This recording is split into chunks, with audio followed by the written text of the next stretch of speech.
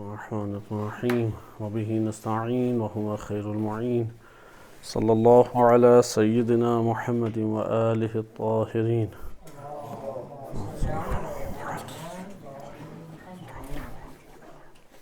قرآن کریم کی تفسیر موضوعی کے اعتبار سے قرآن کی روشنی میں ابلیس اور شیاطین اور ان کے احوال کا موضوع ہم مطالعہ کر رہے تھے۔ آج ہم جس سورہ سے اس ابلیس کے معنی اور اس کے احوال کو مطالعہ کریں گے وہ سورہ کہف آیت نمبر 50 ہے۔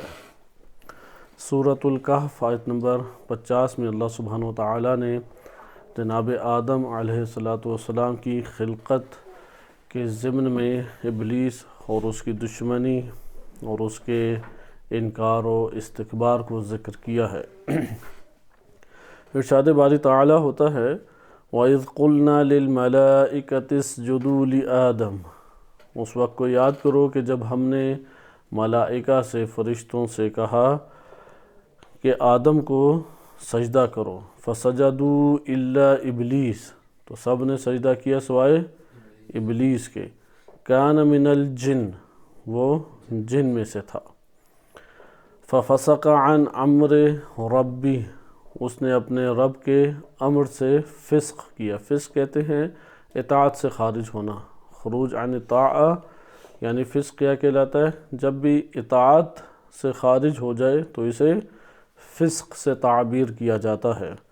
پس اس نے اپنے رب کے امر سے فسق کیا۔ اسی کو قرآن کریم میں بعض آیات میں ابا سے تعبیر کیا گیا، ابا واستکبر، کہ ظاہراً دو جگہوں پہ کلمہ ابا وارد ہوا ہے کہ ابلیس نے انکار کر دیا۔ یہ انکار اطاعت الہی سے خارج ہونا ہے۔ افتتخذونہ وذریتہ اولیاء من دونی وہم لکم عدو۔ اس سے پہلے ہم جو آیت پڑھ چکے تھے اس آیت میں خداوند متعال نے یہ بیان کیا تھا کہ ہم نے انہی شیاطین کو اولیاء قرار دیا ہے، یعنی شیاطین کو اولیاء قرار دیا، لیکن کن کے لیے؟ للذین لا یؤمنون، وہ لوگ کہ جو ایمان نہیں لاتے، ان کے لیے اللہ سبحانہ وتعالی نے اس کو اولیاء ان کے لیے قرار دیا۔ یہ کلمات ہم پڑھ چکے ہیں۔ اس آیت کریمہ میں خداوند متعال اس جگہ پہ بنی آدم کو مخاطب کرتے ہوئے کہہ رہا ہے کہ کیا تم ابلیس اور اس کی ذریت کو اولیاء بنا دو گے مجھے چھوڑ کے؟ یعنی اس آزمائش کی طرف اشارہ ہے کہ جو آزمائش کرۂ ارض کے لیے بنی آدم کے لیے اللہ تعالیٰ نے قرار دی ہے۔ کیونکہ آزمائش کا نتیجہ کیا ہے؟ ہم یہ کہہ سکتے ہیں کہ جس طرح عرفاء نے ذکر کیا ہے کہ اللہ سبحانہ وتعالیٰ کے اسماء میں سے ایک اسم مضل ہے، اور اسم مضل اس کا جو مظہر ہے وہ شیاطین اور شیاطین کے جو جنود ہیں، جو عفاریت ہیں، یہ اس کے مظہر ہیں۔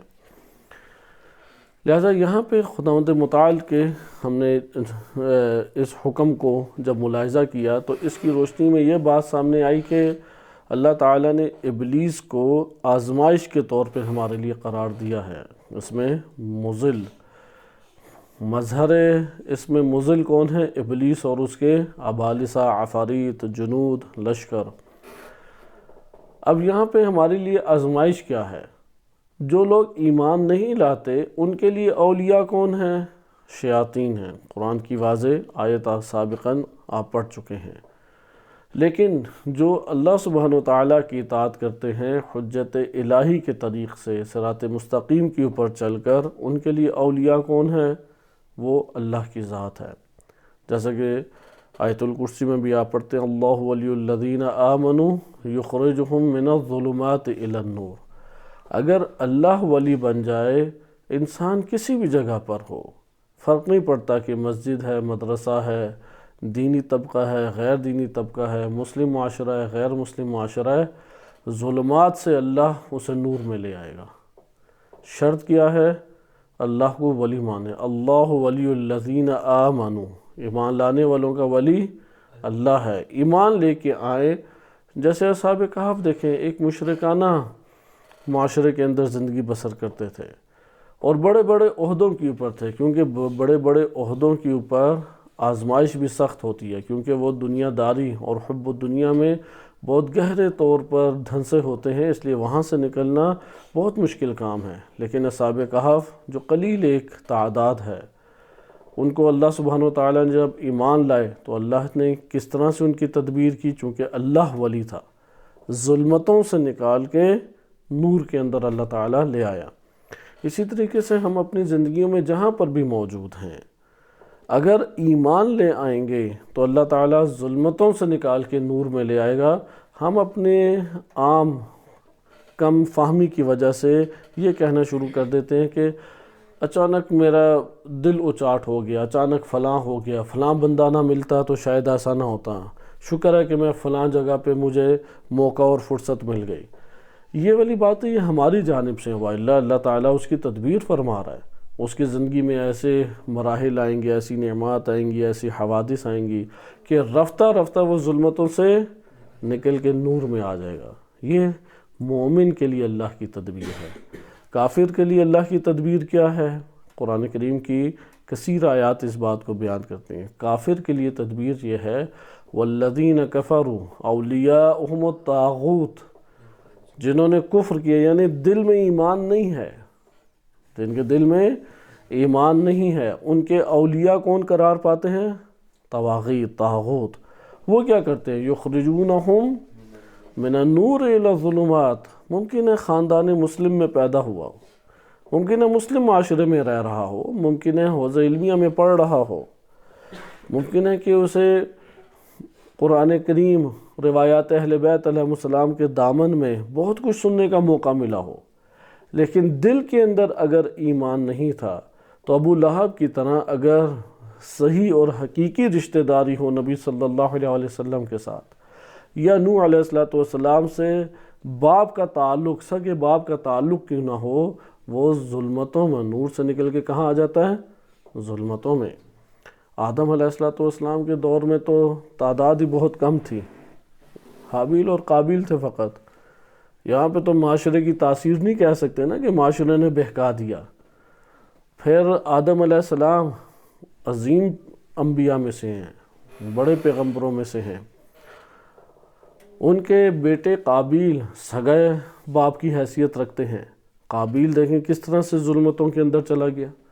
لہذا آپ نے ملاحظہ کیا کہ یہاں پہ صحیح پھر ہمیں نقطہ معلوم ہوا کہ ایمان لائیں، ایمان کا رشتہ جوڑیں، قلب کے ساتھ ایمان کا، نہ کہ فقط اقرار کا۔ اقرار کا رشتہ جب تک قائم رہتا ہے، وہ اس دنیا کی زندگی بسر کرنے کے لیے اللہ تعالیٰ نے شریعت کے احکام اس کے لیے قرار دیے ہیں تاکہ وہ بہتر زندگی بسر کر سکے، معاشرہ آباد ہو سکے، ایجاد ہو سکے۔ لیکن اگر اس کے دل کی حالت دیکھیں تو وہ ویران ہے۔ لہذا دل کو آباد کرنا ضروری ہے، قلب کو آباد کرنا ضروری ہے۔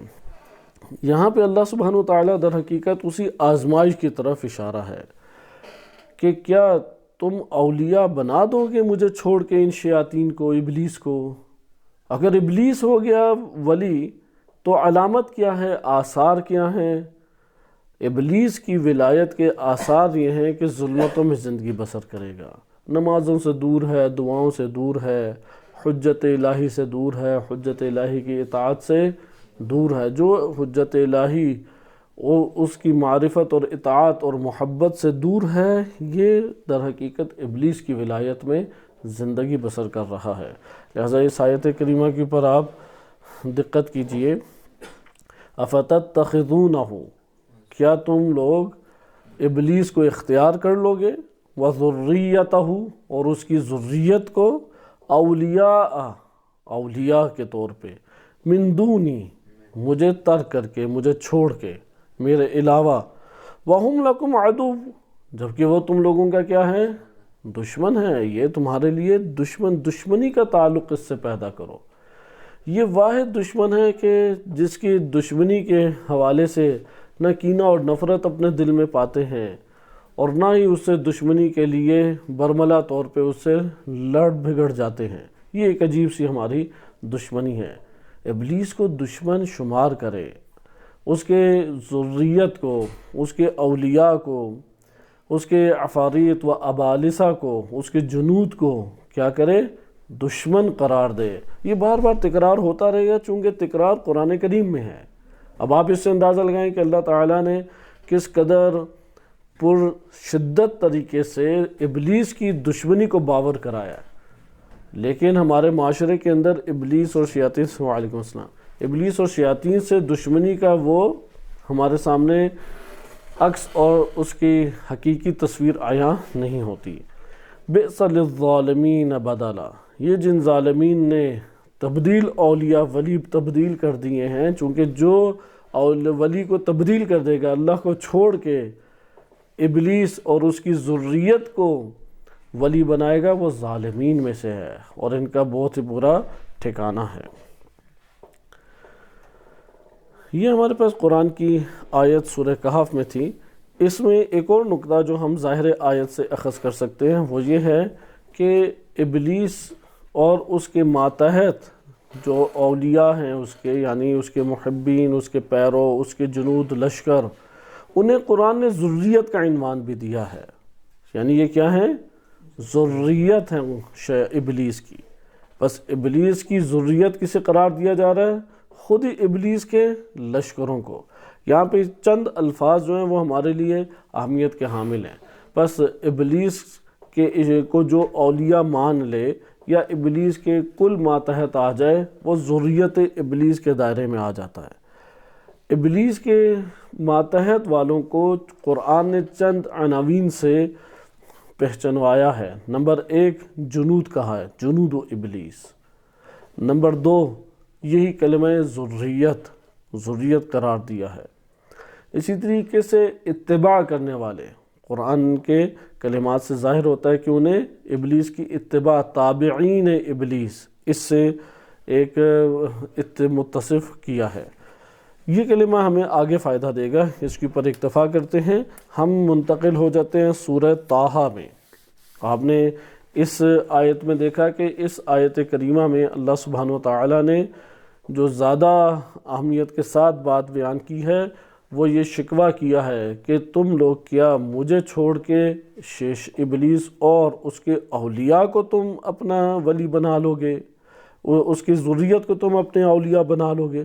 اگر ایسا کیا جبکہ وہ تمہارے دشمن ہیں، بس یہ کام نہیں کرنا چاہیے کہ وہ ولی بن جائے۔ نمبر 2 دشمنی اس سے کرے۔ نمبر 3 ظالم کی تعریف ادھر سے ہمیں پتہ لگ گئی کہ جو شخص بھی ولایت کی دنیا میں ولی کو تبدیل کر دے، اس کا ولی اللہ نہ رہے، وہ ظالم ہے۔ اور اللہ کب ولی رہے گا؟ جب اللہ نے جن کو ولی بنایا ہے ان کو بعنوان ولی قبول کر لیں، کہ آج کا موضوع احادیث کے اعتبار سے ہمارا یہی ہے۔ یہ ہمارے پاس کلیات سامنے آتے جا رہے ہیں، اس لیے میں تکرار آپ کی خدمت میں کر رہا ہوں کہ اگر کلیات کو ترک کر کے دین کا مطالعہ کریں، کلیات کو ترک کر کے دین کے اوپر عمل کریں، انسان دیندار نہیں بنتا۔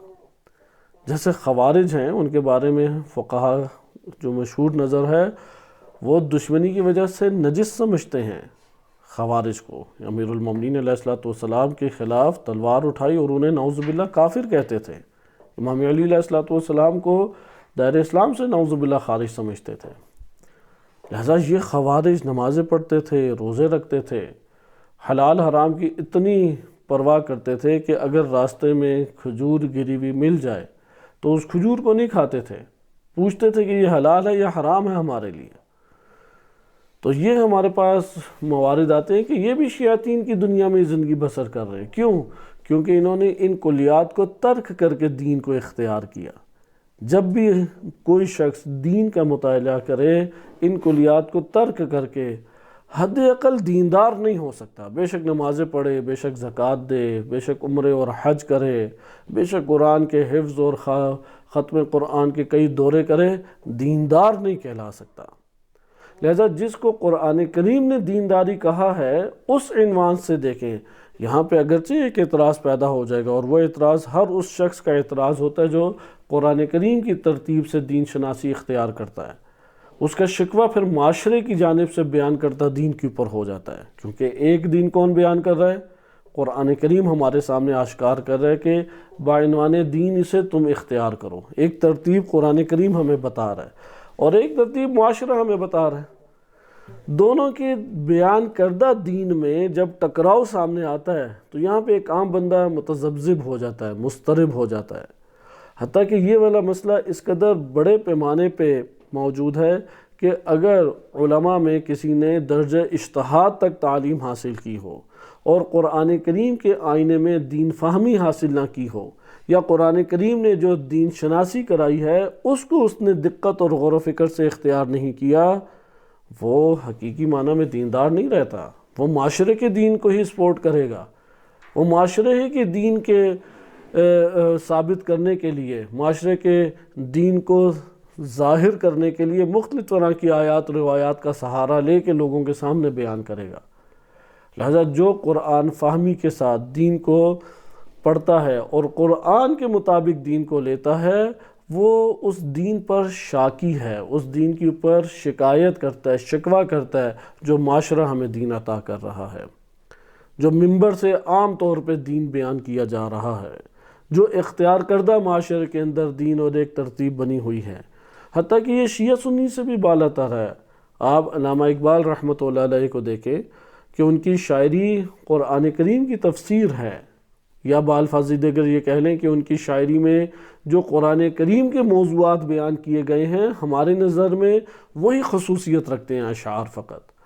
علامہ اقبال رحمۃ اللہ علیہ کا شکوہ کیا تھا؟ تقسیم پاک و ہند سے پہلے انہوں نے تمام کے تمام اپنی شاعری کی، وہ تو تمام مسلمین کے لیے تھی، لہٰذا اس میں ان کا شکوہ شدید ترین طریقے سے تھا۔ مومن کے اعتبار سے آپ ان کی شاعری میں پڑھیں، جو انداز اس وقت مسلمانوں نے اختیار کیا ہوا ہے، تفرقے کے اعتبار سے دیکھیں، عبادت کے اعتبار سے دیکھیں، شاکی نظر آتے ہیں علامہ اقبال معاشرے کے بیان کردہ دین پہ۔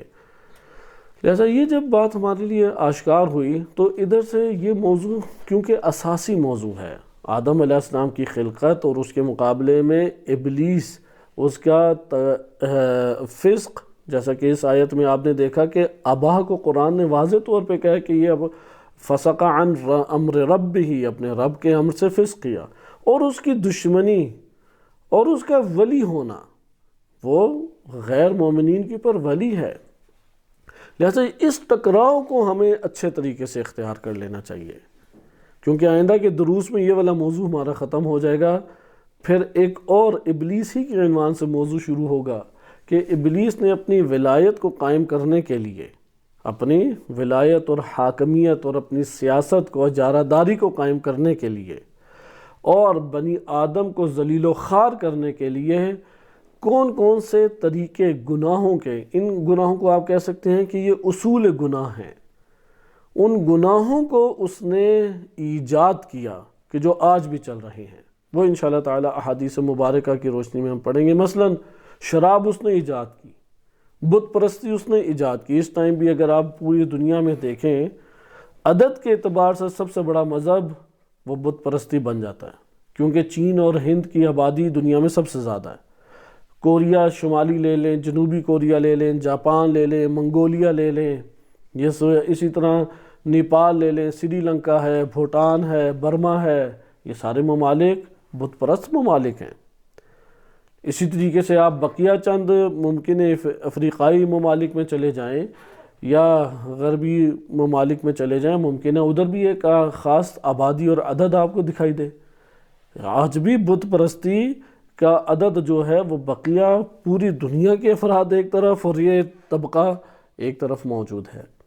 لہذا اصول گناہ اس نے ایجاد کیے، ان کے اوپر گہری نگاہ ہونی چاہیے۔ ان اصولوں سے نہیں لڑیں گے تو یہ تو وہی ہے کہ جڑ کاٹ نہیں رہے، اوپر سے صفایا کر رہے ہیں، یہ جڑیں ہیں گناہوں کی۔ اس لیے آپ ابھی بھی دیکھیں پوری دنیا میں شراب عام ہے، اب تو وہ تمام مسلم ممالک میں پرمٹ کے ساتھ دی جاتی ہے۔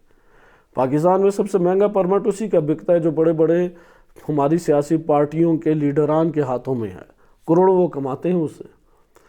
اسی طریقے سے اور انشاءاللہ جیسے یہ زنا اور لواط کا ایک گناہ ہے، ابلیس نے ایجاد کیا۔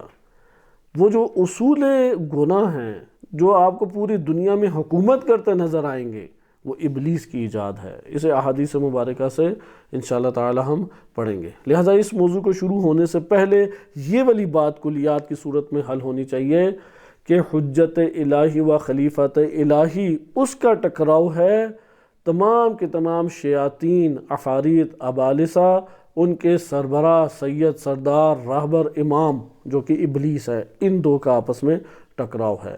یہ باطل کا سرغنہ قرار پایا، یہ حق کے راہبر و امام قرار پائے۔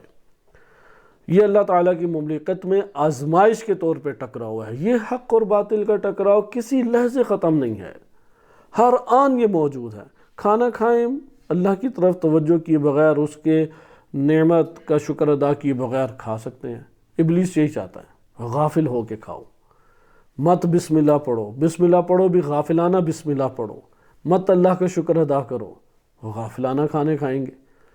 نعمت کا استعمال کر رہے ہیں، زندگی معین موجود ہے، کیونکہ قرآن نے وعدہ کیا ہے کہ زمین پہ مستقر ہو ومتاع الی حین۔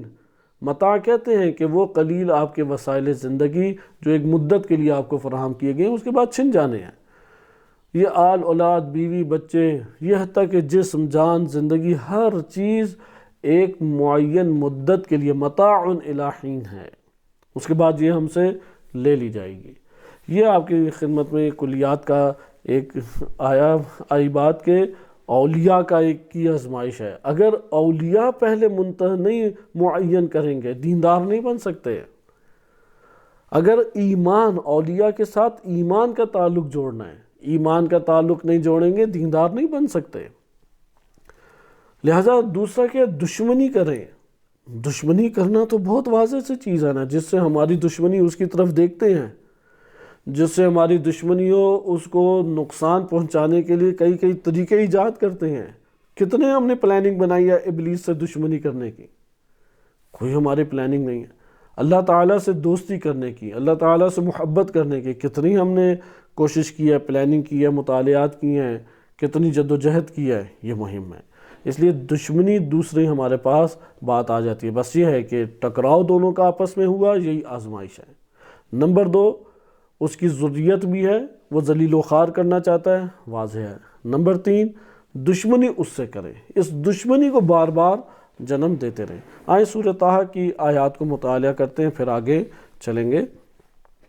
سورہ طٰہٰ میں آیت نمبر 116 میں 115 کو ہم سیاق کے ذیل میں پڑھتے ہیں۔ 115 میں ارشاد باری تعالیٰ ہوتا ہے وَلَقَدْ عَهِدْنَا إِلَىٰ آدَمَ مِن قَبْلُ، اس سے پہلے ہم نے عہد باندھا تھا آدم علیہ السلام سے۔ آدم علیہ السلام سے کیا عہد ہم نے باندھا تھا؟ فَنَسِيَ، وہ بھول گئے عہد کو۔ وہ بھولنے کی وجہ سے، کیوں بھول گئے؟ وہ قرآن نے پیچھے بیان کیا ہے، جو قرآن نے ذکر کیا ہے اس سے ہمیں پتہ لگتا ہے کہ کس طریقے سے وہ بھول گئے، کیونکہ یہ آیا اور اس نے کہا کہ میں صالحین میں سے ہوں۔ ان کے سامنے آ کے اس نے قسم کھائی، اور قسم کھانے کے بعد یہ یقین دہانی کرائی کہ میں آپ کے فائدے میں ہوں اور آپ کا فائدہ ہی چاہتا ہوں۔ اس حوالے سے قرآن کریم کی جو آیات ہیں وہ بھی آپ کی خدمت میں گزر چکی ہیں۔ بہرحال اس کی آیات کا دوبارہ تکرار جو ہے وہ نہیں کرتے اور آگے بڑھ جاتے ہیں کہ چونکہ اس نے قسم کھائی تھی، اس قسم کھانے کی وجہ سے ان حضرت آدم علیہ السلام ان کے لیے ایک مشکل کھڑی ہوئی، اور فنسیہ، وہ بھول گئے۔ یہاں پہ بہت سارے سوالات پیدا ہوتے ہیں۔ ان سوالات میں ہم الجھنے سے پہلے وہ ہدایت کا نقطہ لے لیں جو قرآن بیان کرنا چاہ رہا ہے، کیونکہ وہ ساری چیزیں ہمارے لیے روشن نہیں ہو سکتی، یا بالفاظ دیگر اس سارے کے سارے پس منظر کو سمجھنے میں انسان کے لیے ہدایت کے نمونے نہیں ہیں۔ اس پورے واقعے میں جہاں ہدایت کا نمونہ تھا وہ قرآن نے بیان کر دیا۔ مثلا وہ درخت کون سا تھا، کہاں پہ تھا، یہ زمین تھی، وہ زمین تھی، جنت کیسی تھی، کیونکہ دنیا کے باغات کو بھی قرآن کریم نے جنت کہا ہے، جیسا کہ سورۃ القلم میں واضح طور پہ بھائیوں کا تذکرے میں ایک واقعے میں وارد ہوا ہے۔ تو باغات کو کیا کہا ہے؟ جنت سے تعبیر کی ہے۔ ادھر بھی جنت ہے، کون سی جنت تھی؟ تو جب قرآن نے ان چیزوں کو نہیں بیان کیا تو اس سے پہلے الجھنے سے پہلے جس رہنمائی کو قرآن عطا کرنا چاہ رہا ہے اس رہنمائی کو پکڑ لیں۔ لیکن یہاں پہ کلمات پہ وہ غور کریں، وَلَقَدْ عَهِدْنَا، اور ہم نے عہد باندھا الی آدم، آدم علیہ السلام سے، من قبل، اس سے پہلے، فنسیا، وہ بھول گئے، وَلَمْ نَجِدْ لَهُ عَزْمًا، ہم نے انہیں پرعزم نہیں پایا، وَإِذْ قُلْنَا لِلْمَلَائِكَةِ اسْجُدُوا لِآدَمَ، وہ وقت یاد کرو کہ جب آدم علیہ السلام کو سجدہ کرنے کا ملائکہ کو حکم دیا کہ سجدہ کرو، فَسَجَدُوا إِلَّا إِبْلِيسَ أَبَا، سب نے سجدہ کر دیا سوائے ابلیس کے، اس نے انکار کر دیا، یہی انکار ہے، فَفَسَقَ عَنْ أَمْرِ رَبِّهِ، فَقُلْنَا يَا آدَمَ، پھر ہم نے آدم کو کہا، إِنَّ هَذَا عَدُوٌّ لَكَ وَلِزَوْجِكَ، یعنی اللہ نے بتائی کہ اس سے دشمنی کرنا، اس سے دشمنی تم کرو، یعنی دشمن کی پر نگاہ رکھی جاتی ہے یا نہیں، اور خطرناک ترین اور مکار ترین دشمن ہے، مکار دشمن سے تو اور احساس خطر زیادہ ہو جاتا ہے، اور اس نے قسم کھائی ہے، عہد کیا ہے کہ اس نے برباد کرنا ہے، ہلاک کرنا ہے، ذلیل و خوار کرنا ہے بنی آدم کو۔ جب یہ آشکار ہے کرۂ ارض کے اوپر تو پھر انسان کیوں غافل ہو؟ پھر یہ غافلانہ زندگی کیا معنی رکھتی ہے؟ لہٰذا ہر آواز پہ، ہر عمل پہ، ہر اپنے اثر پہ، ہر خواہش اور تمنا پہ، ہر غصہ اور غضب پہ غور کریں، کس کو ولی مان رہے ہیں؟ اللہ کو ولی مانے تو کیا انجام دینا چاہیے؟ شیطان کو ولی مانے، ابلیس کو ولی مانے تو یہ انجام پائے گا۔ عمل بتا دے گا کہ کس کو اس نے ولی مانا یا دشمنی کی یا نہیں۔ اگر آدم علیہ السلام کے حوالے سے قرآن کریم اتنا آشکار بیان کر سکتا ہے کہ دشمنی نہیں کی اور پھسلا دیا، فَأَزَلَّهُمَا الشَّيْطَانُ، شیطان نے انہیں پھسلا دیا، تو پھر ہم لوگ اگر اس جگہ پہ آ کے اللہ کو ولی مانتے ہوئے جو عمل انجام دینا چاہیے، جو موقف اختیار کرنا چاہیے اسے ترک کر دیں تو ہمارے لیے یہ کلمات نہیں ہوں گے کہ ہمارے شیطان سے دشمنی کا ختم ہونا اور اس کی ولایت اور اس سے تعلق کا قائم ہونا نہیں قرار پائے گا، حتماً و حتماً قرار پائے گا۔ لہذا ہر لحظے انسان اس آزمائش میں مبتلا ہے، ہر چیز میں، کھائیں پئیں سوئیں جاگیں چلیں پھریں گفتگو کریں، سوچوں میں، خیالات میں، جس کو ہم کچھ اہمیت نہیں دیتے، اور ہمیں بس یہ دلاسا دے دیا گیا ہے کہ جب تک بدن سے گناہ صادر نہ ہو تو گناہ نہیں ہے، اندر تباہ بھی نہیں ہونا چاہیے، یہ بھی روایات کے مضامین ہیں۔ جیسے کہ الکافی میں روایت وارد ہوئی ہے، امام علیہ السلام فرماتے ہیں کہ عیسیٰ ابن مریم نے حواریوں کو جمع کیا اور کہا کہ موسیٰ کہا کرتے تھے کہ زنا نہ کرو، زنا نہ کرو۔ میں یہ نہیں کہتا کہ زنا نہ کرو، میں کہتا ہوں تصور زنا بھی نہ کرو، خیالات کی دنیا میں جا کے بھی زنا نہ کرو، کیونکہ اس کی مثال ایسی ہی ہے کہ باہر سے گھر بڑا خوبصورت نظر آئے اور اندر سے سارا جل کے راکھ ہوا ہوا ہے، کالا سیاہ ہوا ہوا ہے۔ باہر سے بندہ بڑا مومن نظر آ رہا ہے، ماتھوں پہ سجدے کے نشان بھی ہیں، داڑھی بھی رکھی ہے، ٹوپی بھی پہنی ہے، لباس بھی بڑا منظم ہے، نظر جھکا کے چل رہا ہے، ظاہر تو بڑا اچھا ہے، لیکن اندر سے سیاہ کیا ہوا ہے اپنے آپ کو۔ لہٰذا وہ معیارات کے اوپر دقت کرنی چاہیے۔ گناہ پھر کیا حال کرے گا؟ یہ تو ابھی تصور گناہ کے اوپر کہہ رہے کہ نہ کرو تصور گناہ۔ لہٰذا آپ نے ملاحظہ کیا کہ ہر لحظے یہ جھگڑا ہے، اس لیے یہاں پہ قرآن کیا کہتا ہے اِنَّ هَذَا عَدُوٌّ لَكَ۔ اب خود سوچیں کہ بار بار اس واقعے کی تکرار ہے، اور تکرار میں کئی پہلوؤں سے کبھی دشمنی کو بیان کیا جا رہا ہے، کبھی اس کے اولیاء ہونے کو بیان کیا جا رہا ہے، کبھی اس کے عہد توڑ دینے کو بیان کیا جا رہا ہے، کبھی مختلف پہلوؤں کو ذکر کیا جا رہا ہے۔ کیوں؟ کیونکہ اس زمین پہ انسان تیری زندگی شروع ہو چکی ہے تو دشمن کو پہچان لے، وہ بڑا مکار دشمن ہے، وہ بڑا عیار دشمن ہے، وہ تو تمہیں دیکھتے ہیں من حیث لا ترونہم، لیکن تم انہیں نہیں دیکھتے، وہ اتنا خطرناک دشمن ہے، وہ دیکھ رہے تم انہیں نہیں دیکھ رہے، تو تم دشمنی نہیں کر رہے۔ بار بار قرآن کہہ رہا ہے دشمنی کرو، دشمنی کرو، نہیں دشمنی کر رہے۔ جب دشمنی نہیں کر رہے تو ادھر آج کے دور میں تو شیعہ کو شک پڑ جاتا ہے، ویسے امامت کا قائل ہے، ویسے پوری دنیا کے اوپر حاکم ہونے کا قائل وہ امام معصوم کا ہے، لیکن شک پڑ جاتا ہے عمران خان کا ساتھ دیں یا نہ دیں۔ وہ اس کے لیے مسئلہ ہی نہیں حل ہوتا۔ اچھا یہاں پہ یہ جو ہندو بیٹھا ہوا ہے اس کا ساتھ دیں یا نہ دیں، انڈیا میں ایک بڑا مسئلہ بنا ہوا ہے۔ امامہ پوش علماء ہی وہ مودی کی تعریفیں آ کے کر رہے ہوتے ہیں، اسی طریقے سے وہ طلاب کو سمجھا رہے ہوتے ہیں کیا کرو گے، بس نمازیں پڑھو اور یہ کرو فلاں کرو، ہم تو اتنے تھوڑے سے ہیں، کہاں تم آواز بلند کر سکتے ہو، نہ دوسروں کو مصیبت میں ڈالو اور نہ خود اپنے آپ کو مشکل میں ڈالو۔ آخر دل سے برات کا درس کیوں نہیں دیتے؟ کیوں ان اولیاء کو قبول کرنے کی طرف معاشرے کو لے کے آتے ہیں؟ کیوں ان سے دلاسا اپنے امیدیں باندھ لیتے ہیں؟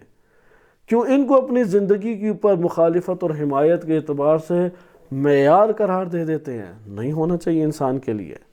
عدو قرار دیں، دشمن کو پہلے پہچانیں، دشمنی کے طریقے سیکھیں۔ دشمنی کا حد اقل طریقہ کار کیا ہے؟ اظہار برات۔ اظہار برات کریں کہ جو طواغیت ہیں، جو نہیں ولایت رکھتے، جن کے وجود کے اوپر آثار نہیں دکھائی دیتے اللہ سبحانہ وتعالی اور اس کی حجت کی اطاعت کے، کیوں ان کی حمایت کریں؟ لہذا آپ نے ملاحظہ کیا کہ ان ھذا عدو لک ولزوجک، تمہارا بھی یہ آدم دشمن ہے، تیری زوجہ کا بھی دشمن ہے۔ دشمنی کنبے کے ہمراہ کرو، دشمنی اجتماعی طور پہ کرو، دشمنی پورے وجود کے ساتھ کرو۔ فلا یخرجنکما من الجنت فتشقا، دیکھو یہ دشمن تم دونوں کو باہر نہ نکال دے، وَإِلَّا تم شقاوت میں گھر جاؤ گے۔ تشقا۔ ان لک الا تجوع فیہا ولا تعرا، اس جنت میں نہ تمہارے لیے بھوک ہے اور نہ تمہارے لیے عریانیت ہے۔ وَإِنَّكَ لَا تَظْمَأُ فِيهَا وَلَا تَضْحَىٰ، نہ پیاس لگے گی اور نہ گرمی تمہیں ستائے گی۔ فَوَسْوَسَ إِلَيْهِ الشَّيْطَانُ، شیطان نے وسوسہ ڈالا۔ شیطان اتنا ہی، اس کے علاوہ اس کی حدود ہی نہیں ہے، ہاتھ پکڑ کے نہیں لے کے جا سکتا۔ اس لیے کل ہم پڑھ چکے ہیں کہ استفزز من استطعت بصوتک، من استطعت منہم بصوتک، اپنی آواز سے ذرا ان کو پھسلاؤ، تم اپنی آواز سے انہیں جس طرح سے قابو کرنا چاہتے ہو قابو کر کے دکھاؤ۔ اس نے بھی یہی کہا نا کہ میں اے اللہ تجھ کو دکھاؤں گا کہ جس کو تو نے صاحب کرامت کیا ہے میں کیسے ذلیل و خوار کرتا ہوں۔ فَوَسْوَسَ إِلَيْهِ الشَّيْطَانُ، اس جملے پہ بہت غور کریں، جب وسوسے کی بات آئی، جب بہکانے کی بات آئی، جب پھسلانے کی بات آئی، کلمہ شیطان استعمال ہو رہا ہے، کیونکہ جو یہ کام کرے گا وہ شیطان ہے، جو یہ کام کرے گا۔ شیطان نے وسوسہ کیا، اس کی آخری حدود بس یہی ہے، وسوسہ کرتا ہے، کیونکہ وسوسے کو پکڑنے کے سگنل اندر موجود ہیں، وہ آلہ لگا ہوا ہے ہماری روح میں جس نے اسے پکڑ لینا ہے۔ فوسوس الیہ الشیطان قال یا آدم هل ادلک علی شجرۃ الخلد وملک لا یبلی، کیا رہنمائی نہ کروں تمہاری ایسے درخت کی طرف جو درخت خلد ہے، ایک دفعہ کھا لیا تو ہمیشگی اختیار ہو جائے گی، اور ایک ایسی مملکت کی طرف جو کبھی بھی بوسیدہ ہونے والی نہیں ہے، کبھی بھی تمہارے ہاتھ سے جانے والی نہیں ہے۔ فَأَكَلَا مِنْهَا، جب یہ شیطان نے وسوسہ آ کے ڈالا، وسوسہ قسم اٹھا کے ڈالا، ویسے تو شیطان اپنے وجود کے ساتھ سامنے آئے تو نہیں اس کے وسوسے کا کوئی شکار ہوگا۔ کل آپ نے حدیث میں بھی مطالعہ کیا کہ شیطان کیسے آتا ہے، عابد زاہد بن کے آتا ہے، اس سے پہلے واقعے میں بھی دیکھا۔ آدم علیہ السلام کے پاس کیسے آیا تھا؟ قسم اٹھاتے ہوئے، ناصحین میں سے اپنے آپ کو قرار دیتے ہوئے، بتاتے ہوئے کہ مجھے تمہارے خیر کے بارے میں زیادہ علم ہے، میں تمہیں ایک مشورہ دیتا ہوں، میں تمہیں ایک بات بتاتا ہوں۔ انہوں نے بھی اس کی بات کو سنا تو کیا نتیجہ نکلا؟ هل ادلک علی شجرۃ الخلد وملک لا یبلی، اس نے یہی بات کی تھی کہ تمہیں ہمیشگی اختیار ہو جائے گی، تم یہ پھل کھا لو، جبکہ اللہ تعالیٰ نے منع کیا تھا۔ یہاں پہ اللہ کا فرمان بھول گئے، فنسیہ، اوپر تذکرہ ہے، نہ کہ ارادتاً آدم علیہ السلام نے وہاں پہ اللہ کی نافرمانی کی، ایسا قطعاً نہیں ہے، ارادتاً انہوں نے نہیں کی، فنسیہ، نسیان کا شکار ہوئے۔ یہ شیطان کے اوصاف بھی ابلیس کے یہی ہیں، وہ وسوسے کے ذریعے سے نسیان کا شکار کرتا ہے، توجہ ہماری ہٹا دیتا ہے، ادھر انسان کو اپنے وجود کو قابو کرنا پڑتا ہے، یعنی بہت متنبع، آگاہ غفلت سے باہر نکلنا پڑتا ہے۔ اگر آپ قرآن کریم کی آیات پڑھیں کہ جس میں شدید عذاب کا تذکرہ ہے یا بہائم اور مویشیوں سے، انعام سے تشبیہ دی گئی ہے، تو وہاں پہ آپ اختتام آیت میں دیکھیں گے غفلت کا ذکر ہے، اولئک ہم غافلون، وہ غافل تھے۔ غفلت ہے کہ جو تمام کے تمام ان برائیوں اور گناہوں میں مبتلا کر دیتی ہے۔ یہاں پہ آپ نے دیکھا کہ آدم علیہ السلام کی بارے میں فقط اتنا آیا شجرۃ الخلد و ملک لا یبلا۔ سوال یہ پیدا ہوتا ہے یہ بات جب آدم علیہ السلام کو پتہ لگ گئی تو کیوں وہ درخت کی طرف بڑھے؟ وہ عنصر کیا تھا پیچھے؟ بھول گئے اللہ تعالیٰ کا، فنسیہ۔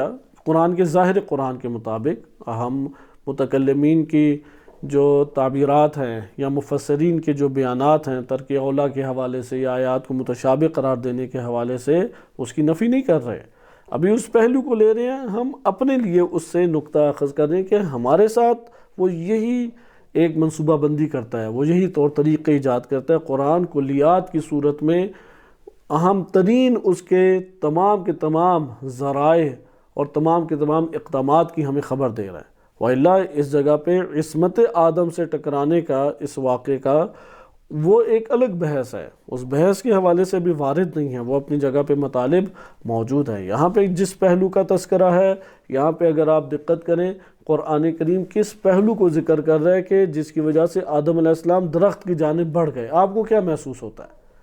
کیونکہ قرآن کا ظاہر کہہ رہا ہے فَوَسْوَسَ إِلَيْهِ الشَّيْطَانُ، شیطان نے انہیں وسوسے میں مبتلا کیا۔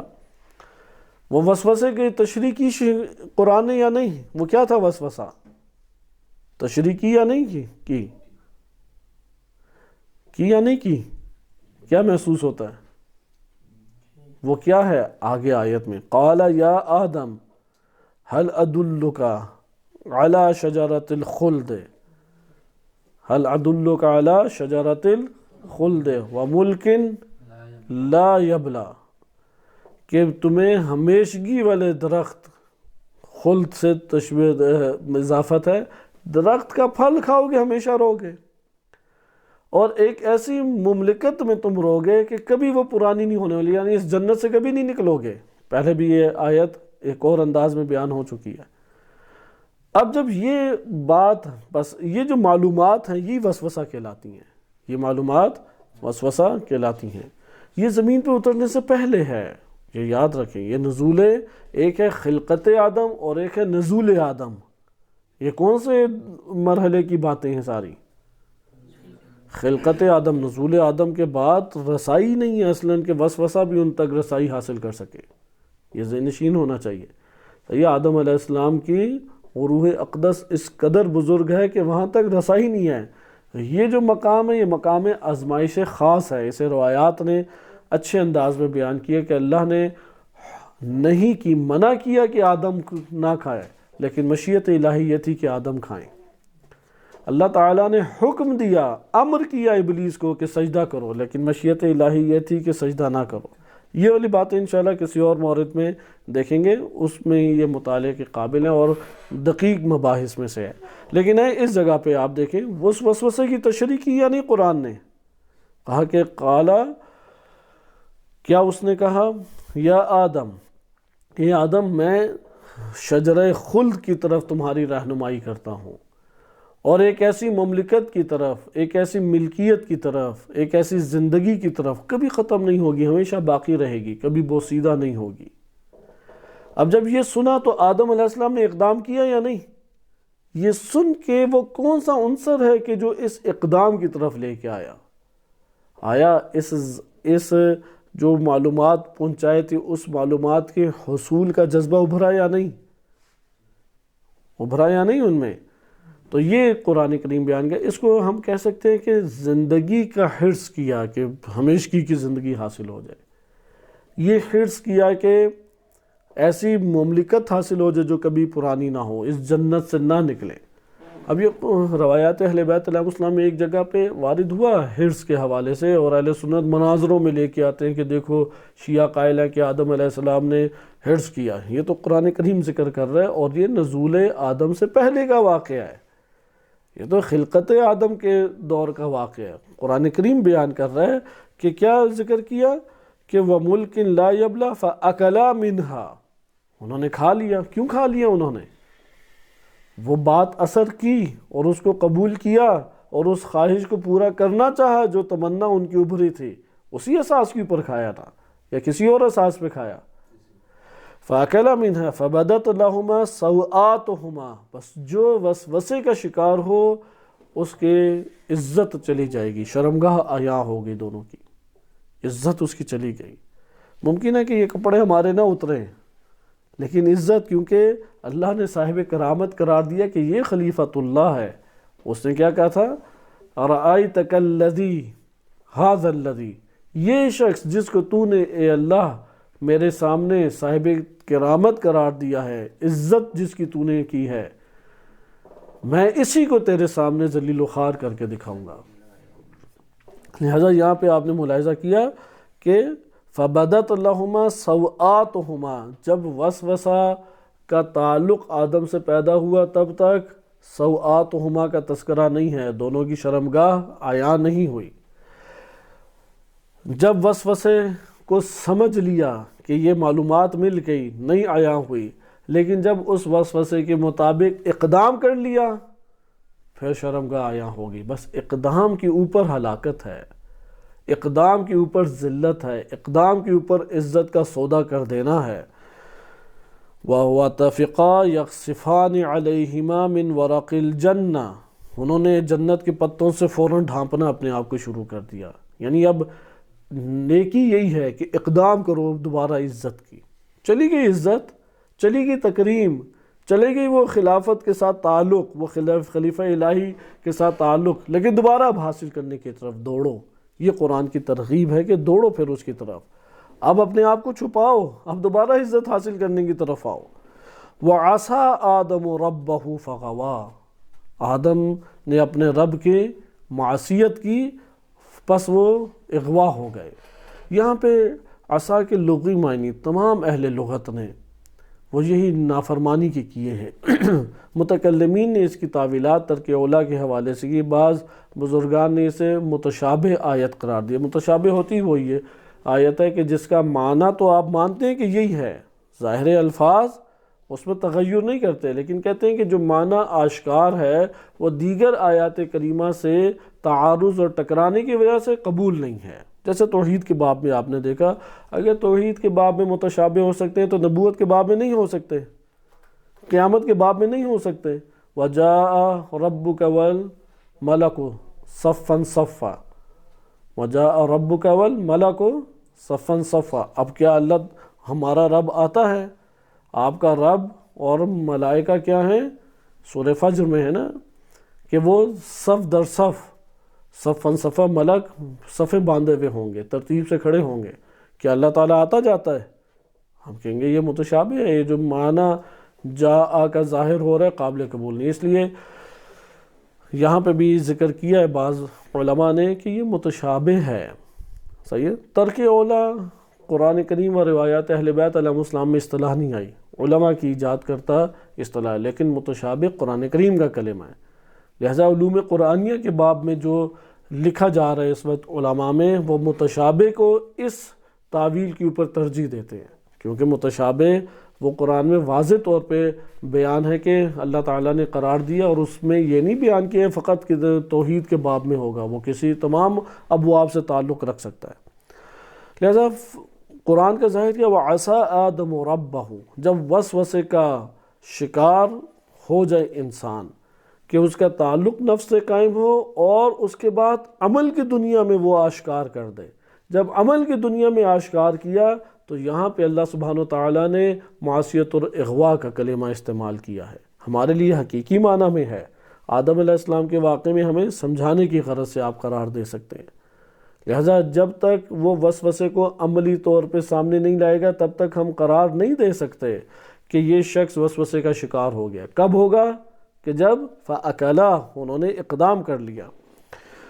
پھر کیا ہے؟ ثُمَّ اجْتَبَاهُ رَبُّهُ، پھر اللہ نے آدم کو انتخاب کر لیا. فَتَابَ عَلَيْهِ، ان کی توبہ کو قبول کیا اس عمل کے اوپر.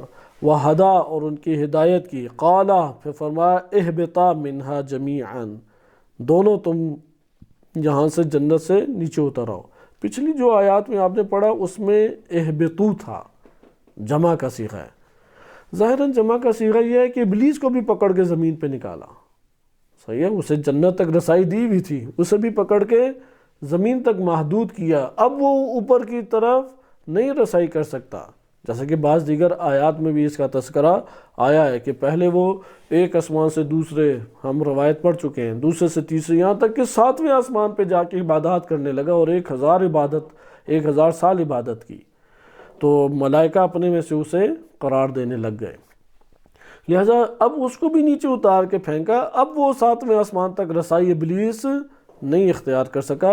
اہبطو وہاں پہ ممکن ہے کہ اس وجہ سے ہو، ممکن ہے ذریت کی بنیاد پر ہو، آدم علیہ السلام و جناب حوا اور ان کی ذریت، ان کو کہا کہ اب تم زمین کے اوپر اتر آؤ، لیکن اس آیت میں آدم و حوا کا تذکرہ ہے۔ بعضکم لبعض عدو، تم میں سے بعض دیگر بعض کے عدو ہیں، اس کا کیا مطلب؟ ہمارے دشمنی کا ملاک کیا قرآن نے ہمیں بیان کیا ہے۔ کون ہے دشمن؟ اگر بولا جائے دشمن کون ہے تو کیا جواب دیں گے؟ ابلیس۔ اور کون ہے دشمن؟ اس کی ذریت۔ اب یہاں پہ جب قرآن کہہ رہا ہے تم میں سے بعض دیگر بعض کے دشمن ہیں، تو اس کا کیا مطلب ہے؟ اسی بنی آدم میں سے بعض وہ شیطان کو اپنا اولی مان لیں گے، اور وہ جو شیطان کو اولی مان لیں کہ وہ بشر اور بنی آدم ہمارے لیے کیا ہیں؟ وہ دشمن ہیں، ان سے دشمنی کریں۔ لہذا پہچانے پہلے ابلیس کو اور ابلیس کی حرکات اور سکنات کو اور اس کی ظلمتوں کو۔ یہ ظلمتیں جس میں بھی نظر آئے، حتیٰ کہ وہ باپ کیوں نہ ہو، وہ اب کیوں نہ ہو، جیسے ابراہیم علیہ السلام کا تذکرہ قرآن کریم نے کیا، بے شک آپ چچا سے اسے تعبیر کر لیں، اب کا کلمہ قرآن نے استعمال کیا۔ وہ اولاد کیوں نہ ہو، جیسے قابیل و کنعان، وہ زوجہ کیوں نہ ہو، جیسے زوجہ نوح و زوجہ لوط، وہ چچا سگا کیوں نہ ہو، جیسے ابو لہب، تبت یدا ابی لہب و تب، یہ سارے کے سارے ان سے دشمنی کرو۔ دشمنی کے پہلو کو کسی طور پہ بھی فراموش نہیں کرنا چاہیے۔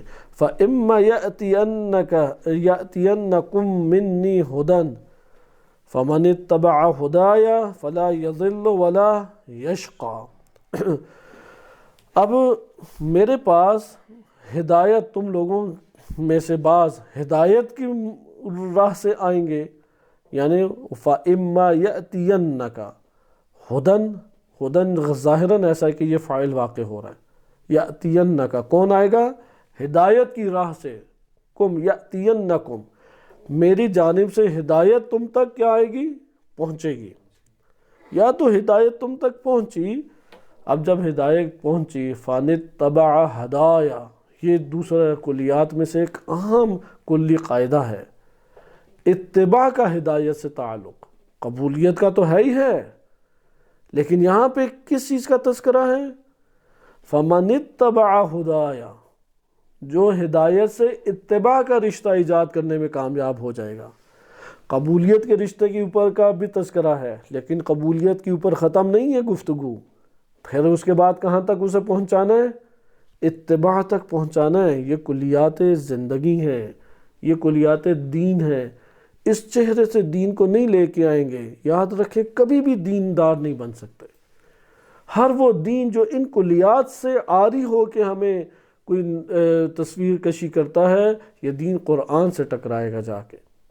لہٰذا قرآن جو دین ہمیں بتا رہا ہے، فَإِمَّا يَأْتِيَنَّكُمْ، یہ پہلے بھی تکرار آیت ہو چکی ہے، میری جانب سے تم لوگوں کے پاس ہدایت آئے گی، حتماً و حتماً آئے گی۔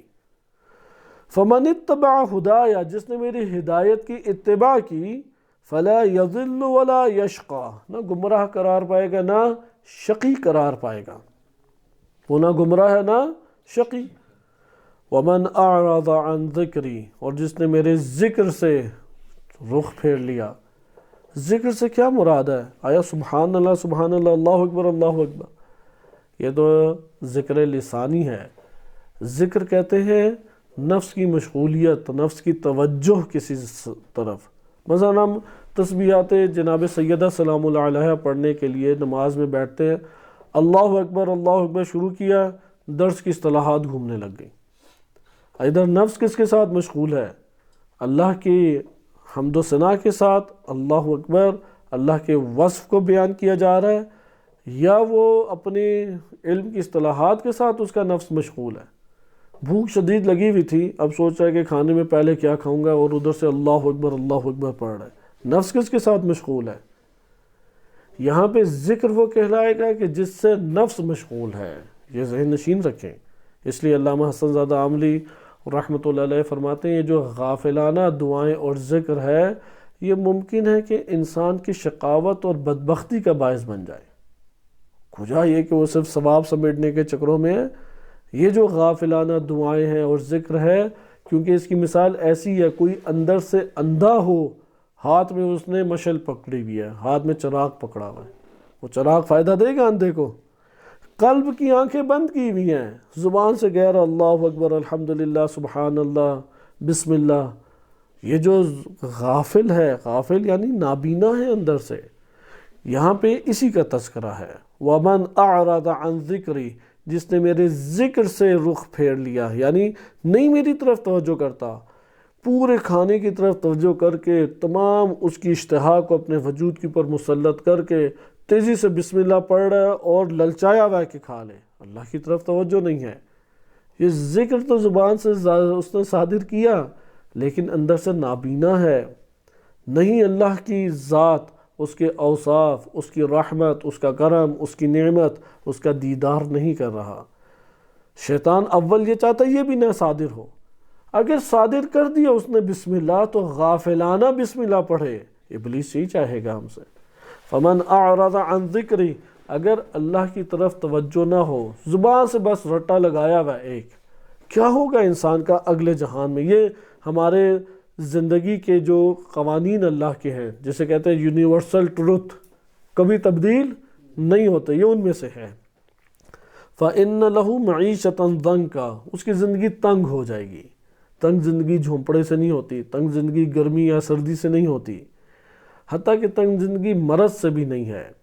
تنگ زندگی اسی سے ہے کہ اللہ کے ذکر سے وہ غافل ہے، اس کا نفس توجہ نہیں کیے ہوئے۔ وَنَحْشُرُهُ يَوْمَ الْقِيَامَةِ أَعْمَى، روز قیامت کیسے وہ محشور ہوگا؟ اندھا۔ روز محشر کوئی اندھا اگر اٹھے تو کیا مطلب ہے؟ زندگی میں اللہ کی طرف توجہ نہیں کرتا تھا، بس جو اللہ سے غافل زندگی بسر کر رہا ہے وہ اگلے جہان میں کیا ہے؟ نابینا ہے، اسے دکھائی نہیں دے گا۔ آنکھوں کی بینائی کو کوئی لانا چاہتا ہے تو اس کا کیا طریقہ کار ہے؟ اللہ کی طرف توجہ ہے، چلتے پھرتے یعنی گفتگو کرے اللہ سے، اللہ تعالیٰ کی طرف دھیان رکھے، اللہ کے معذر میں حاضر سمجھے، جیسے دو بندے آپس میں گفتگو کرتے ہیں ایک دوسرے سے، اس طرح سے اللہ کے ساتھ گفتگو کرے۔ یہ مرحلہ کوشش کرتے رہیں گے تو اس مرحلے پہ پہنچے گا کہ احساس ہونے لگ جائے گا کہ ذات باری تعالیٰ ہے۔ قال رب لما حشرتنی اعمی وکنت بصیرا، اس کا شکوہ تو یہی ہوگا کہ میرے اللہ کیوں تو نے مجھے نابینا محشور کیا، دنیا میں تو میں دیکھا کرتا تھا۔ قال، فرمائے گا اللہ تعالیٰ کذالک اتتک آیاتنا فنسیتها، ہماری آیات تیرے پاس آئی تھی، وہ بینائی تو تجھ تک پہنچی تھی کہ جس کو پکڑ لیتا تو آج تیری آنکھیں بینا ہوتی، وہ نور تو تجھ تک پہنچا تھا، وہ اگر لے لیا ہوتا اپنے نفس میں تو وہ تیری آنکھوں کو روشن کر رہا ہوتا۔ فنسیتها، تو بھول گیا اسے، تو نے اس نور کو بے نور کر دیا، اس نور سے نظریں چرا لیں، اس نور سے غفلت کی، اس نور کو اختیار نہیں کیا، اس نور کو نہیں تم نے اخذ کیا۔ پس جو اللہ کی طرف ہماری توجہ جانا ہے، یہ عمل اگر جنم لے تو نفس میں نور جنم لیتا ہے، نفس میں بینائی جنم لیتی ہے۔ اس بات کو بہت ذہن نشین رکھیں، یہ تجربہ ہر انسان کر کے دیکھ سکتا ہے، ممکن نہیں، یعنی صرف زبان سے ذکر کو جاری کرنے کے اوپر دھیان نہ دیں، اس لیے کثرت سے دعائیں پڑھتے رہیں، ذکر پڑھتے رہیں، غافلانہ قرآن کی تلاوت کرتے رہیں، ثواب ممکن ہے مل جائے، بینائی کہاں سے لائیں گے؟ ثواب بینائی تو نہیں دے دے گا نا۔ مثلا اندھے کے سامنے ساری دنیا کی آپ بہترین آسائشیں مہیا کر دیں، اعلیٰ کوالٹی کی، اسے دکھائی دینے لگ جائے گا، بینائی کیسے آئے گی؟ اللہ کی طرف توجہ کریں، خصوصاً جیسے امام خمینی رحمۃ اللہ علیہ فرماتے ہیں علم حجاب اکبر ہے، دنیا کا کوئی بھی علم ہو، میڈیکل ہو، فزکس ہو، کیمسٹری ہو، فقہ ہو، اصول ہو، فلسفہ ہو، کلام ہو، حدیث، تفسیر، کوئی بھی علم، اس کی اصطلاحات پوری توجہ چونکہ لے جاتی ہیں، اللہ سے غافل ہو جاتا ہے۔ یہ جو اللہ سے غافل ہو کے فقہ، اصول، فلسفہ، تفسیر، حدیث پڑھ رہا ہے، یہ نابینا ہے اندر سے، اس لیے مدت پڑھتا رہتا ہے، لیکن عمل زندگی کے اعتبار سے، عبادات کے اعتبار سے، طور طریقے زندگی کے اعتبار سے ایک عام بندے سے آپ کو جدا دکھائی نہیں دیتا، گھر میں ویسا ہی ہے۔ کوئی اس میں نہ آداب کا خیال ہے، نہ مستحبات کی پرواہ کرتا ہے، نہ کچھ غصہ کنٹرول میں آتا ہے، نہ شہوات دبائی جاتی ہیں، نہ زبان مہذب ہوتی ہے، کچھ بھی نہیں اختیار ہوتا، لیکن ادھر علامہ فہامہ ہے، اور ہے بھی کیونکہ اصطلاحات اچھی پڑھی ہیں۔ یہ حجاب اکبر ہے۔ لہذا ساری توجہ کس کے اوپر رکھیں؟ کسی طرح اللہ کی طرف توجہ جائے، احساس ہو کہ اللہ ہے۔ وَكَذَلِكَ الْيَوْمَ تُنْسَى، آج تجھے اسی طریقے سے بھلا دیا جاتا ہے۔ وَكَذَلِكَ نَجْزِي مَنْ أَسْرَفَ، جس نے اسراف کیا۔ اسراف اور تبذیر میں فرق ہے۔ اسراف کا ترجمہ فضول خرچی نہیں بنتا، اسراف کہتے ہیں حدود الہیہ کو پار کر دینا، حدود الہیہ توڑنے کو کیا کہتے ہیں؟ اسراف۔ تبذیر کہتے ہیں کہ بکھیر دینا، سمٹ کے خرچ نہ کرنا، فضول خرچی، یعنی فضول میں خرچ کر دیا، یہ تبذیر ہے۔ جس نے بھی اسراف کیا اس کی ایسی ہم جزا دیتے ہیں۔ وَلَمْ يُؤْمِنْ بِآيَاتِ رَبِّهِ، یہ اپنی رب کی آیات پہ ایمان نہیں لایا تھا۔ وَالْعَذَابُ الْآخِرَةِ أَشَدُّ وَأَبْقَى، اور آخرت کا عذاب یاد رکھو شدید بھی ہے اور دیرپا اور باقی بھی ہے۔ آخر میں دوبارہ ایک ہم حدیث کو بس پڑھتے ہیں، کیونکہ آج بھی یہ حجت الہی والا ہمارے پاس جو موضوع ہے وہ نہیں آشکار ہوا، اور فرصت اس کی یعنی نہیں مل سکی، اور ٹائم ہمارا گزر گیا۔ لہٰذا کیونکہ کلیات آپ کی خدمت میں، ساتھ ساتھ روایات نے تشریحاً ان کلیات کو اسی تاکید اور شدت کے ساتھ بیان کیا ہے جو رہنمائی اور ہدایت اللہ تعالیٰ نے قرآن کریم میں فرمائی ہے۔ لہٰذا آج بھی ہم ایک اور باب سے ابلیس کے حوالے سے پڑھتے ہیں۔ ابلیس کو خوشی کب ہوتی ہے؟ ابلیس کو بہت خوشی کب ہوتی ہے؟ بعض افراد ادھر بھی ہیں، وہ بھی یعنی مسلمانوں میں دکھائی دیں گے، وہ جس چیز سے ابلیس کو خوشی ہوتی ہے انہیں بھی اسی سے بڑی خوشی ہوتی ہے۔ صحیح سند روایت ہمارے پاس الکافی میں موجود ہے، سلیمان بن خالد نقل کرتے ہیں امام صادق علیہ السلام سے، چھوٹی سی حدیث ہے لیکن غور کرتے رہیں اس پہ۔ امام صادق علیہ السلام فرماتے ہیں ما من احد یموت من المؤمنین، مومنین میں سے کوئی ایک جب مر جاتا ہے تو اتنی خوشی کسی مومن کے مرنے پہ ابلیس کو نہیں ہوتی، احب الی ابلیس من موت فقیہ، فقیہ کی موت سے جو اس کو خوشی حاصل ہوتی ہے وہ کسی مومن کے مرنے سے خوشی حاصل نہیں ہوتی۔ فقیہ یہاں پہ ممکن ہے کہ ہم نہ قرار دے سکیں صرف علم فقہ پڑھنے والا، کیونکہ اس دور میں فقیہ کلمہ فقط علم فقہ کے ساتھ مختص نہیں تھا، بعد کے ایام میں فقیہ علم فقہ سے ایک تعلق قائم کر گیا۔ فقیہ کہتے ہیں غور و فکر سے دین لینے والا، جو دین کو غور و فکر سے، ایک دین لیتے ہیں تقلیدی، ایک دین لیتے ہیں رسمی، بس رسم انجام دو، بقیہ اپنی وہی دنیا کے افکار، نظریات، آرام، زندگی اسی طرح سے چلے۔ فقیہ کون کہلاتا ہے؟ جو غور و فکر سے دین لے، ہر بات غور و فکر سے لیتا ہے، یعنی کیوں زیادہ کرے، من نہیں، جو میں زیادہ کرتا ہے یہ دین کے کسی بھی مرحلے کی اوپر فائز نہیں ہے۔ جو کیوں زیادہ کرتا ہے اس کے اندر ایک جستجو ہے، طلب ہے، تڑپ ہے، سوال کرنا چاہتا ہے، سمجھنا چاہتا ہے، سمجھ سوجھ بوجھ، فقیہ کہتے ہیں سوجھ بوجھ سے دین کو لینا۔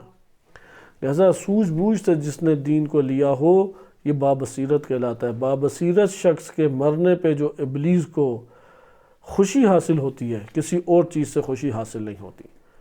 اچھا، ابلیس کو اذیت کس سے ہوتی ہے؟ یہ بھی نمونہ ہم پڑھ لیں، کیونکہ روایات زیادہ ہیں، اسی طرح سے ہمیں یہ روایات ساری پڑھنے پڑیں گی۔ ابلیس سے چونکہ دشمنی کرنی ہے نا، تو دشمنی کرتے ہوئے مد مقابل وہ فائدہ بھی اٹھاتا ہے، نقصان بھی اٹھاتا ہے۔ ابلیس بھی فائدہ بھی اٹھائے گا اور نقصان بھی اٹھائے گا۔ یہ تو پتہ لگ گیا ابلیس کو خوشی کس سے ہو رہی ہے، اس لیے فقیہ کے اوپر غم مومنین کو اتنا ہی شدید ہوتا ہے، یعنی بابصیرت ہستی چلی جائے، جیسے امام خمینی رحمۃ اللہ علیہ تھے، جیسے شہید قاسم سلیمانی رحمۃ اللہ علیہ ہیں، یا اسی طریقے سے شہید عارف حسینی سرزمین پاکستان میں ایک عظیم شخصیت گزری ہیں۔ آج کے دور میں بہت بڑی بڑی شخصیات ہیں، رہبر معظم ہیں، سید حسن نصر اللہ ہیں، واقعاً فقی کی حیثیت یہ بزرگان یہ ہستیاں رکھتی ہیں، لیکن بعض ہیں کہ جن کے اوپر ابلیس روتا ہے، چیختا ہے، چلاتا ہے۔ ایسا کام کرنا چاہیے یا نہیں؟ لیکن یہ بھی یاد رکھیں، بہت جب وہ چیخے گا چلائے گا تو چھوڑے گا ہمیں، اس لیے بھرپور تیاری کے ساتھ حملہ کریں اس کے اوپر۔ اچھا، اگر کوئی ایک عمل سے چیختا چلا رہا ہے تو اسے بہت کثرت سے انجام دیں گے، وہ پاس ہی نہیں آ سکے گا، کیونکہ پھر چیخنے چلانے لگ جائے گا۔ اور یہ واقعہ ہم پڑھ چکے ہیں، اس کا آغاز جو عابد کے پاس الکافی ہی کی روایت تھی، حدیث العابد، اس میں اس نے جو اپنے ان خشوم، ناک کے خشوم اور گلے کی رگوں سے بھیانک ترین آواز نکالی تھی، وہ کس مسئلے پہ آواز نکالی تھی؟ آپ کے ذہنوں میں ہوگا۔ وہ آواز نکالی تھی، ایک عابد عبادتیں کر رہا ہے، اس نے کہا اس نے مجھے مصیبت میں ڈالا ہوا ہے۔ پھر اس کو بہکانے کے لیے ایک نے کہا میں خواتین کی راہ سے آؤں گا، کہا کہ نہیں، اسے خواتین کا کوئی تجربہ نہیں ہے۔ دوسرے نے کہا مال اور لذات کی جہت سے آؤں گا، کہا کہ نہیں، یہ بھی کارگر نہیں ہے، وہ لذتیں اس کے لیے بے معنی ہیں۔ تیسرے نے کہا کہ میں اسی کی راہ سے عابد بن کے آؤں گا۔ یہ واقعات آپ پڑھ چکے ہیں۔ آئیں آج آپ اس مسئلے کو دیکھیں کہ وہ چیختا چلاتا کس کے اوپر ہے، اور یہ روایت بھی ہمارے پاس الکافی میں وارد ہوئی ہے۔ الکافی کی روایات کا ایک درجہ ہے، اس وجہ سے جب الکافی کا نام لیا جاتا ہے تو روایت خود ایک اہمیت پیدا کر لیتی ہے۔ امام صادق علیہ السلام سے ابو اسامہ نے سنا کہ امام صادق علیہ السلام فرماتے ہیں علیک بتقوی اللہ، اللہ کا تقوی اختیار کرو، والورع، ورع کہتے ہیں حرام سے اجتناب، مکروہات سے نہیں، سارے مکروہات سے نہیں کر پاتا، حرام سے ضرور اجتناب کرتا ہے، ساری توجہ رکھی ہوئی ہے حرام سے اجتناب، والورع، حرام سے اجتناب کرتا ہے، والاجتہاد، اجتہاد یہاں پہ مراد سخت کوشش کرنا ہے، کیونکہ جو آج کلمہ اجتہاد ہے یہ روایات اہل بیت علیہ السلام میں اس معنی میں کبھی نہیں آیا۔ وصدق الحدیث، سچ بولتا ہے ہمیشہ، واداء الامانت، اور امانت کو تم اختیار، یعنی امام فرما رہے ہیں کہ اللہ کا تقوی اختیار کرو، حکم دے رہے ہیں، ورع اختیار کرو، تیسری چیز کیا ہے اللہ کی راہ میں سخت جدوجہد کرو، سچ بولو ہمیشہ، امانت کو ادا کرو، 5 نمبر 6 کیا ہے؟ حسن الخلق ہے، اچھے اخلاق پیش کرو، نمبر 7 کیا ہے؟ حسن الجوار ہے، پڑوسیوں کے ساتھ اچھا سلوک کرو۔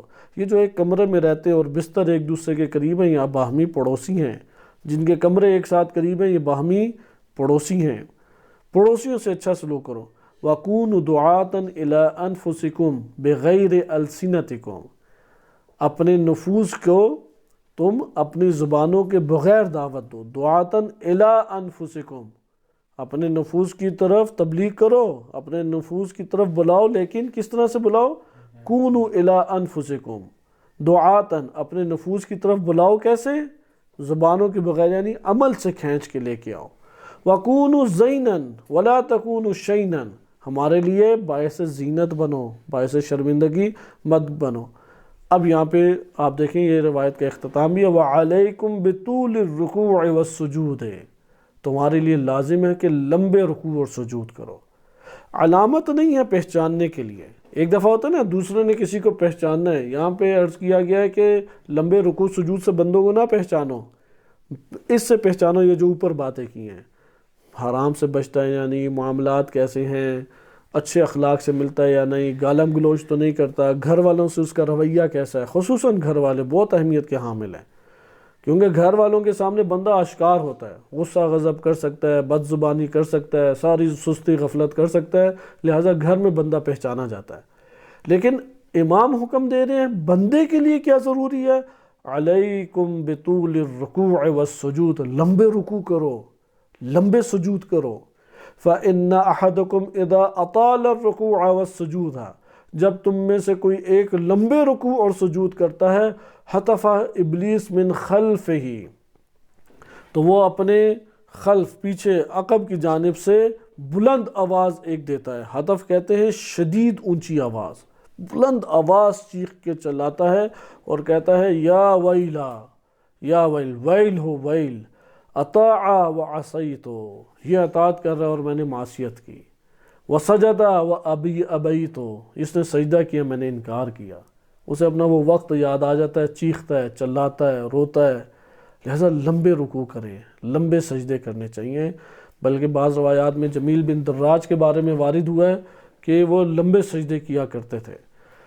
تو انہوں نے پوچھا، تو انہوں نے کہا کہ میں نے امام کو دیکھا ہے عصر سے لے کے مغرب تک سجدے کی حالت میں رہتے تھے۔ ائمہ علیہ السلام سے متعدد ائمہ علیہ السلام کی یہ سیرت وارد ہوئی ہے، نماز فجر پڑھ لینے کے بعد سجدے میں چلے جاتے اور سورج کے طلوع ہونے تک یعنی 1.5 سے 2 گھنٹے سجدے میں رہتے تھے۔ طولانی سجدہ کریں۔ سجدہ زمین کے اوپر اوج انکساری و عاجزی کی علامت ہے، اور جتنا سجدہ بڑے پیمانے پہ کریں گے اتنا قرب حاصل ہوگا، یعنی اللہ کے سامنے جتنا اپنے آپ کو حقیر، ذلیل، پست اور چھوٹا کریں گے اتنا بلند انسان ہوتا چلا جائے گا، اور ابلیس اتنا ذلیل و خوار ہوتا چلا جائے گا۔ ابلیس کی اس چیخ و پکار کو ذہن نشین کر لیں کہ اس نے رکوع کیا، میں نے معصیت کی، وسجدہ و ابیتو، اس نے سجدہ کیا اور میں نے انکار کیا۔ صلی اللہ علیہ سیدنا محمد و آلہ طاہرین۔